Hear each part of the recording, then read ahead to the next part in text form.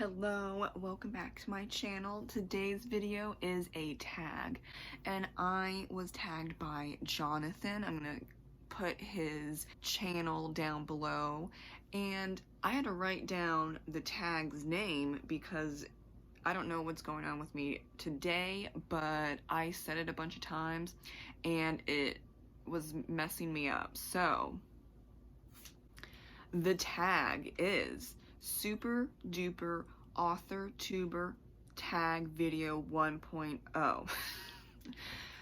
I think I just need more coffee, but I didn't want to embarrass myself, so that's why I wrote it down. Now, as usual, I'm not doing this in any order whatsoever. There's only 7 questions for this tag, so I'm just gonna pick it out of my cute little cauldron, especially because it's almost Halloween time, so we're on point. Okay, so question number 5. Do you think readers would consider the subject matter of your work to be predominantly heroic or villainous? That's a good question, actually. I would say heroic because I don't have any morally gray or anti-hero or a villain in the main character slot, and though my main characters can be a little odd in their choices sometimes, they're doing it for the greater good, so I would say heroic. Number 4, have you ever worked with a sidekick on a project and or submitted work to a blog, publication, or podcast? For the first part of it, I did for a poem probably over 10 years ago, and I wrote the whole poem, and the person said that she wrote the whole poem, and I was like, I haven't heard from you for like 2 weeks, so don't even go there, okay? And so that's when I stopped working with people because I'm not doing it. I'm just not doing it. I also have a problem with group projects because of that same reason. For whatever reason, people go in and, they have figured out that I will do the work and they can just sideline, or they can become submissive in the group project and I'll step in and help run it with someone else, or I'm running it by myself. That's why I don't like group anything. Talking about submitting my work to a blog, publication, or podcast, no, I tried getting an agent, but they don't apparently know how to market any of my books. So I was rejected a lot of times. That's why I self-published, because I can do it. It's not that difficult. If I had more money, I could definitely be way more ahead than I am. But considering I have nothing but maybe like $15 a month to put into Amazon ads and maybe some other stuff like book sirens, I don't know, like for ARCs or whatever, yeah, I'm doing fine. I was on 2 podcasts. One is Females in Fantasy. That's a bit older. I think that's 2 or 3 years old of that particular podcast. And then most recently, Heath's Tabletop YouTube channel with the friend Brianna that ran Females in Fantasy podcast. That's how I got onto his live stream. But other than that, those are just the 2. I don't really talk to a lot of people enough to be invited to things like that. Because I'm so focused on my 3 jobs and writing and marketing and doing other stuff in real life type of thing, just trying to sort everything out for this year. Trying to get back on my feet, as you would say, that I'm not interacting with people.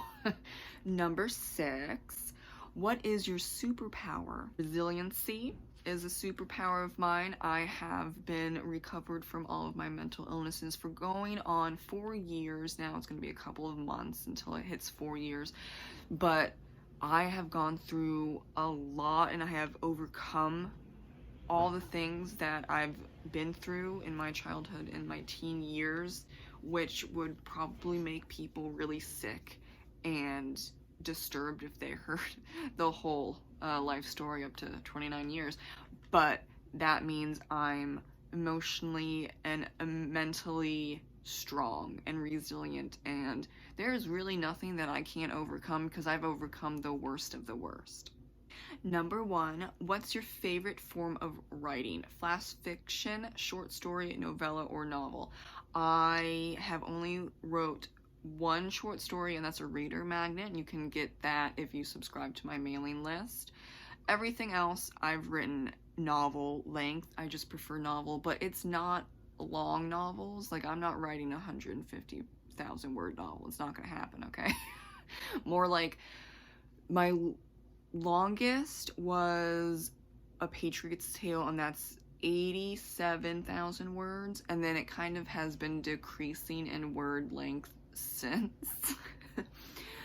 But I think that people need to write shorter books. Does it really need to be 150,000 words? Even if it's epic fantasy, does it really need to be that long? I don't know.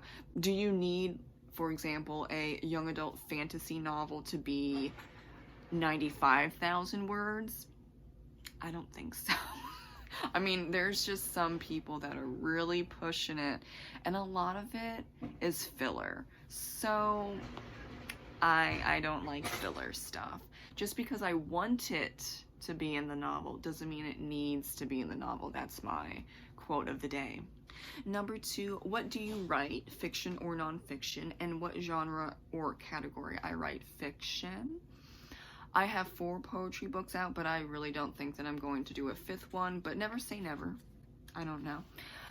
I also write historical fantasy, urban fantasy, and just straight up fantasy, though I'm not writing epic fantasy. The fantasy that I'm writing in is fantasy that's already has a world, and that's kind of what the urban fantasy is. However, my 4th book onwards, that's going to be urban fantasy. But then I have my 2nd book, Danu's Curse, is Irish fantasy, so they are in Ireland, they're in ancient Ireland, and there's magic. So there's already a world, right? But there is a bunch of magic involved, and it's somewhat historical about regarding there's Ireland, there are specific places where they're at, there's historically accurate names, so on and so forth, but the magic is overwhelming enough that you definitely can't say it's historical fiction. And lastly, number 7, who do you tag? And I'm tagging whoever wants to do it. I'm gonna keep it simple for you today. If you're interested in this AuthorTuber tag, go for it. Thank you so much for watching my Super Duper AuthorTuber Tag 1.0 2022. I think I did that right. I hope so. I hope that my memory is a little better after I chugged a bunch of coffee in between cuts. And have a great rest of your day. Read, write, do some self-care, whatever that is for you. Bye, and thank you for watching.